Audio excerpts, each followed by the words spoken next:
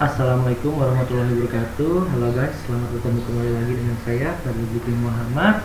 Di video kali ini saya akan membahas tentang bagaimana caranya mendirikan sebuah perusahaan rintisan atau yang sering kita kenal sekarang adalah startup. Itu perusahaan yang bergerak di digital gitu ya. Nah, mungkin perkenalkan dulu perusahaan saya ya. Sebelumnya mungkin udah ada yang tahu atau ada yang belum tahu. Saat ini saya menjabat sebagai seorang founder di perusahaan software house yang saya dirikan bersama teman-teman saya, yaitu Pandangi Creative Studio. Jadi Pandangi Creative Studio ini adalah sebuah software house ya, intinya adalah jasa di bidang konsultan IT. Oke, mungkin di next aja kan langsung. Nah, apa itu startup? Startup itu adalah sebuah perusahaan rintisan berbasis IT gitu ya. Jadi sebuah perusahaan yang bergerak menggunakan digital gitu. Misalnya bidangnya pendidikan, tapi dia menggunakan digital untuk berkomunikasi antara user dengan user lainnya.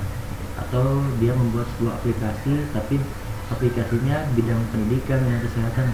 Nah, dia mempunyai struktur organisasi gitu ya, bukan sendirian gitu. Kalau sendirian sih biasanya disebutnya ya programmer biasa gitu ya, dev programmer biasa gitu. Nah, kalau sedangkan startup itu dia pasti memiliki sebuah organisasi gitu, di mana ada founder, co-founder dan lain-lainnya gitu ya. Startup itu sendiri bermula gitu, kalau saya tidak salah ya, dan mohon maaf kalau saya salah, itu sekitar tahun 90-an ya, pada saat website Bubble diluncurkan. Nah, hingga sekarang startup sudah menjelma menjadi sebuah keharusan para anak-anak muda di seluruh dunia, baik itu di Indonesia sendiri maupun di luar Indonesia ya. Lalu startup ini pun sekarang di Indonesia sudah merambah ke beberapa daerah, tidak hanya di kota Bandung saja, tetapi startup ini sekarang kiblatnya mengarah ke kota Bandung. Kenapa di kota Bandung? Karena awal mula apa ya kalau disebutnya itu, awal mula startup terkenal ya ada di Bandung. Contoh Silicon Valley. Kalau kalian tahu, Silicon Valley adalah sebuah daerah di mana daerah tersebut adalah tempat-tempat beberapa sebuah perusahaan IT besar di Amerika gitu ya, di Amerika sana. Jadi perusahaan-perusahaan IT semuanya tergabung di satu tempat, yaitu Silicon Valley. Nah, Silicon Valley-nya Indonesia itu ada di Bandung, namanya Bandung Digital Valley. Bandung Digital Valley ini adalah sebuah inkubator yang diinisiasikan oleh Universitas Telkom gitu ya. Dan setelah tahun demi tahun, 2012 adalah tahun pertamanya Bandung Digital Valley. Jadi beberapa startup bermunculan menjadi alumni, lalu masuk lagi setiap tahunnya startup baru yang diinkubasi oleh Bandung Digital Valley, hingga sekarang startup sudah mencapai lebih dari 500 kalau tidak salah gitu ya. Oke, mungkin itu sekilas tentang startup.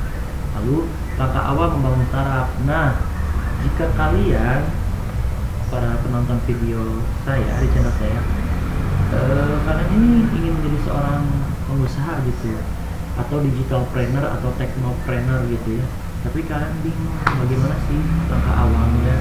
Nah, pengalaman pribadi saya, langkah awal dalam membangun startup adalah kalian mencari anggota atau partner untuk membangun sebuah perusahaan atau membangun startup.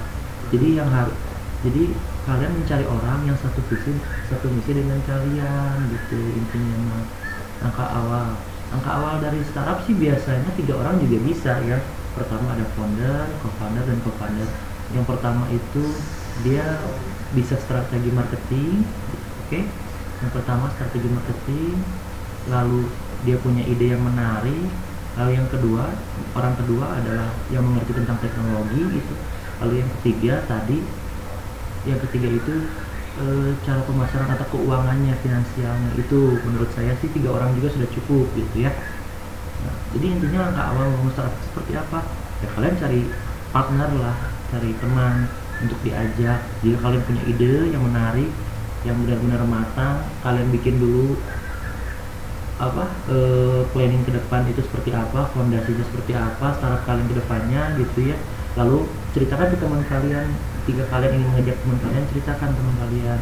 Dan seperti ini, lu ajak gabung, cari juga yang ngerti tentang teknologinya atau programmingnya gitu ya. Karena startup ini berbasis digital, minimal harus punya websitenya. Kalau misalnya tidak punya website, ya tidak bisa disebut startup, karena startup itu adalah perusahaan berbasis IT. Minimal ya punya websitenya lah, aplikasi berbasis website. Kalau tidak bisa membuat aplikasi berbasis mobile, buat dulu aplikasi berbasis websitenya. Mungkin itu menurut saya langkah awal membangun startup.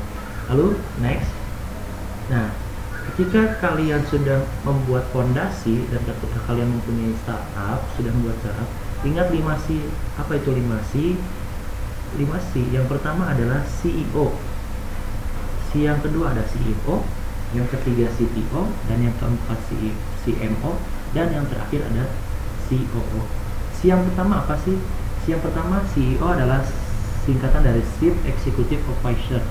Biasanya CEO ini adalah orang penting gitu, jadi orang yang dalam struktur organisasi organigram startup itu paling atas gitu.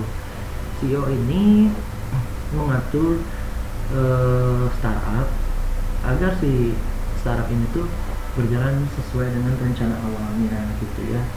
Biasanya CEO ini adalah pendirinya gitu, foundernya juga sekaligus founder gitu.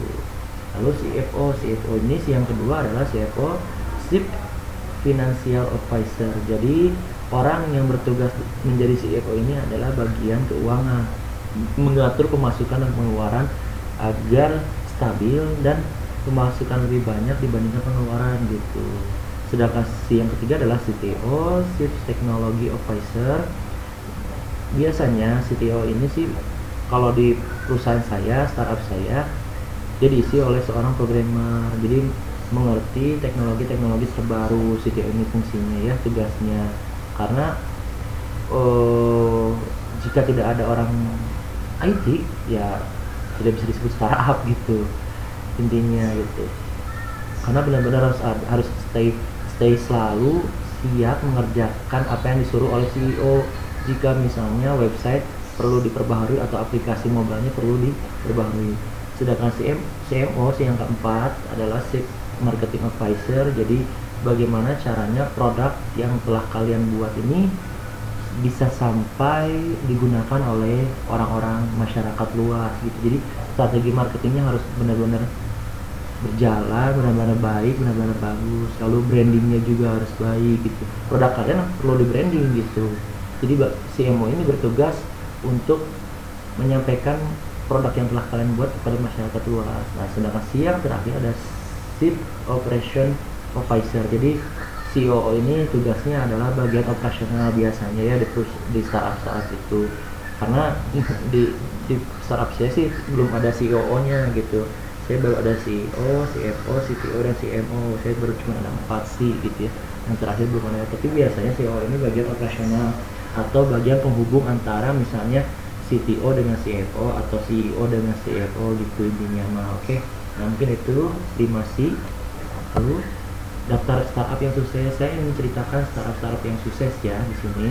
Pertama ada Agate. Kalian mungkin sebagian orang ada yang tahu atau sebagian orang lagi ada yang belum tahu. Nah, Agate ini adalah sebuah game developer asal Bandung di mana ke 18 orang kalau tidak salah itu lulusan ITB semua gitu.